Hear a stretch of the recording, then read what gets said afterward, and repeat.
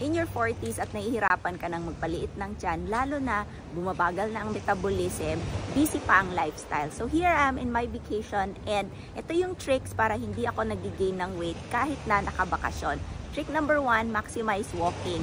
Alam natin na if you do minimum 5,000 or if you aim for 10,000 steps a day, that will help you lower down your calories and maintain ideal weight, ideal shape. Tip number 2, I always have my fat burner tea kasi alam natin, napapakain talaga tayo pag bakasyon and malapit na ang Christmas season. So ito na yung eating time na laging nagkikita ng mga family and friends. Kaya I always have my fat burner tea anytime, anywhere. And tip number 3, make sure na umiinom tayo ng 3 to 4 liters of water every single day because if you hydrate, mas less ang ating cravings. Are you looking for a wellness coach? DM us!